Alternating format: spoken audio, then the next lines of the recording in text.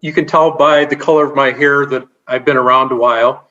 So just a little bit of my background. I have 10 years of experience in the corporate business world and a dozen years of experience in pastoral ministry. And now Jay said 15 years. It's actually 16 years now of coaching and training in community development work. Started out my career as an accountant, and I did tax preparation, which really didn't fulfill me. And I went on an adventure and decided I was going to fight for social justice. Every opportunity to help and to serve, I took. I was a rep for UAW, in which I helped start the first child care union in the state of Michigan. I also helped negotiate that contract in fairness to home-based child care. After that, I decided, okay, I'm going to do the Michigan Organizing Project. At that time, we were going through immigration reform. And no matter what I tried to do, everything just seemed to come back to grassroots organizing.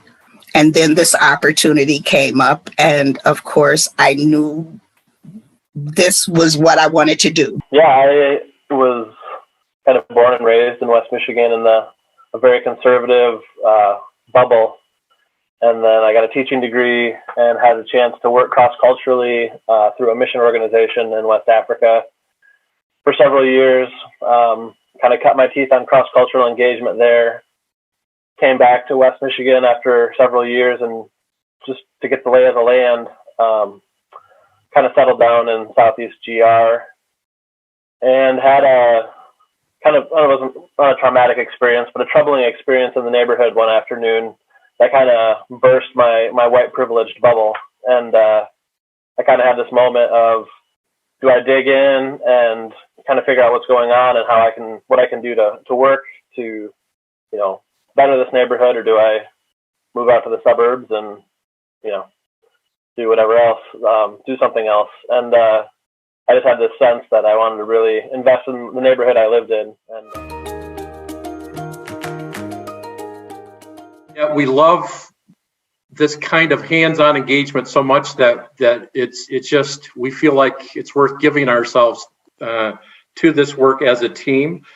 So on our side of Eastern, which is in the Bates Place, South Hills area, for us that means just lots of walking and talking, if you will.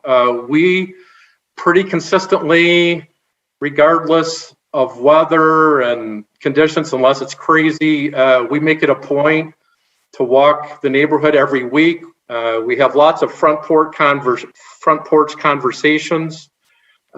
We do some hanging out in the neighborhood, whether it's at Pleasant Park in pleasant weather, or hanging out in other areas where people live or are gathered. One thing that we're doing in Baxter and Bates Place, like we do lots of simple hospitality kinds of things, right? Whether it's even in our teamwork, being hospitable one another in the ways that we meet and interact. But we, everything from, Saturday brunches to marshmallow roast to block barbecues or whatever, we work with neighbors to create environments where, that usually include food and the kind of conversation that makes people feel comfortable, but also starts to create layers of trust in the relationship. And so we are committed to valuing these encounters and this relationship building as much as anything else. We support neighbors who are looking to do good things. So right now in the Bates Place area, there's a family who last year, because their 12-year-old son was passionate about doing some kind of event that included luminaries for Christmas Eve. That became a huge thing, and we knew the family, and so we supported that, and they're after it again this year.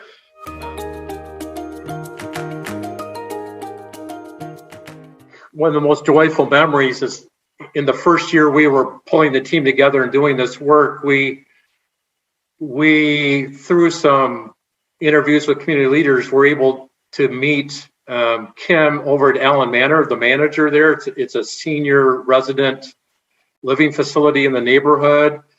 And she'd had bad experience with others who had good intentions for their residents, you know. And through a series of conversations, we were able to build trust with her. And then we were able to get to know some of the residents because she trusted us, and we were able to come in and get to know them. And we started capturing some oral histories of the folks living there. And we found out that many of these folks, many of the residents had grown up in the South and were part of sharecropping families and had amazing stories to tell about their lives. But this passion for gardening was sustained in their lives. They talked about how wonderful it was to grow stuff and to provide food for their families, even in tough situations. And out of that came this idea, well, are you guys still interested in gardening for those that were able? And Kim supported the effort. And pretty soon we were, with volunteers and neighbors, we were building 10 raised bed gardens and creating kind of a garden club with the residents there. And I could go into all kinds of details about what that meant, but it's led to 3 sites now where we have community gardening going on. And when the pandemic hit, we were able to help work with neighbors to build beds on their own properties. And so the joy of seeing how one interview with the community leader led to trust, led to relationship, led to amazing stories, led to shared passion, led to the multiplication of something that continues to be life-giving, just brings great joy. I think the proliferation of gardens in the neighborhood, just to kind of piggyback on Wayne's, we started with 10 garden beds that first summer, and we've built a minimum of 10 or 12 gardens with neighbors every spring since, to the point where there's upwards of 50 garden beds spread out throughout the neighborhood between the South Hills and the Baxter neighborhood. And we're responsible for the vast majority of those where they are, and have the support of a couple other institutions. And I think just to see that kind of proliferation has been really exciting, because the seeds of that project were amazing. I get misty thinking about the history of these folks who, like Wayne said, grew up in the Deep South under much more challenging circumstances, and now are returning to their roots in a literal sense. And just to watch that kind of spread out throughout the neighborhood. And I think another thing is empowering neighbors to just have access to good produce. And we've gotten to the point where we've been fortunate to convert some of our own property at Bates Place into a community sharing garden that the community just kind of is what we're working on, the community taking ownership of. So we have just a simple array of tomatoes and peppers, and we got some blueberry plants, and we had a cutting garden. So for flowers, one of the things that people they're not going to spend money on themselves on cut flowers, but flowers are not hard to grow. And so through the course of more conversations, we thought, what's a way that neighbors could really treat themselves and brighten up their days? And through some of those conversations, it came to pass that we were going to grow a cutting garden for cut flowers. And it's just a really simple thing, but we would go and cut bouquets and leave them in a little box, and people could just come and grab them and bring them home, or they could cut their own flowers. It was just a little bright spot in the neighborhood that neighbors could come and enjoy. So.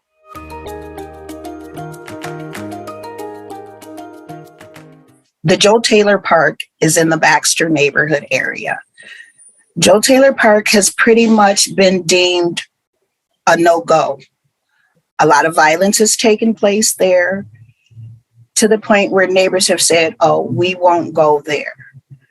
So this summer, I was granted an opportunity to spend my connecting time in Joe Taylor Park, in which we brought families out. I brought my grandchildren out, and every week we were out there letting the neighbors know, this is a place where you can come. This is your park. And so we gathered support. Neighbors started coming out, We had some chess playing going on out there. Neighbors were playing cards. We also provided, I think, maybe 2 to 3 cookouts there, just to give the neighbors a sense of ownership. This is still your park. And I believe the more that the neighbors come out and utilize that park, the less dangerous it'll become.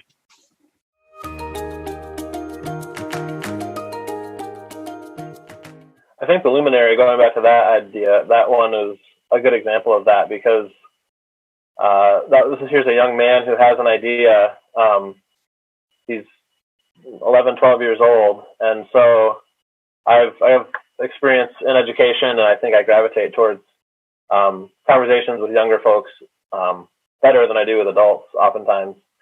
And so in conversation with him, we were able to kind of amplify his voice. And so we facilitated a meeting on his behalf, and his parents were there, and some other neighbors were there, kind of a strategic meeting for planning this luminary thing.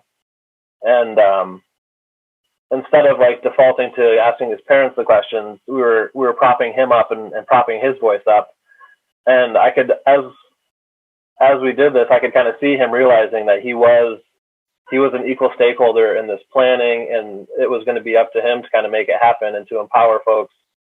We empowered him from behind, and then he had that platform then to go to the neighborhood. And he's already a very... Yes, the same neighbor that, and I will call her name Pat, the same neighbor that wants to do the festive lights for the holiday season, also had inspiration to do a chili cook on the southeast side. And we were fortunate enough to support her in that. Watching the neighbors come out was key, but we also had police officers that stopped by for lunch, and they went and told other officers, and they too came. And to see the neighbors and the officers together without purpose other than to share a meal was so gratifying to me. I just lit a spark. And so that makes me feel like the engagement is working. The engagement between the neighbors, between the community is working.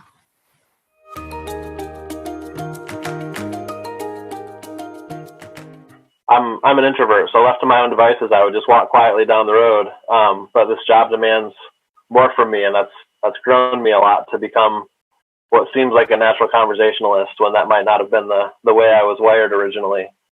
So just to walk down the street and have people honk their horns or holler.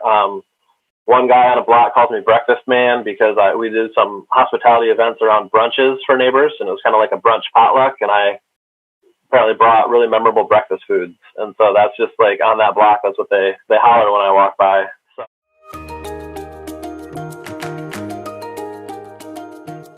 We think that over the next year, we've got enough kind of like social capital in the bank, so to speak, that we can now start to pull together things that we've heard and where people are expressing interest and see some action teams formed. And so we're really excited about that. We want to be a part of developing more local neighborhood leaders. And so again, we think we have an opportunity to identify and support block level connectors. So people that clearly care about their section of the neighborhood. We think that we can help take that along a little further, and people will take on that kind of leadership mantle for the block, if you will, or for their area of the city. This next year is really significant of 4 years of being present, of relationship building, and valuable in and of itself. But we think in terms of action and making things better, we'll see much greater progress.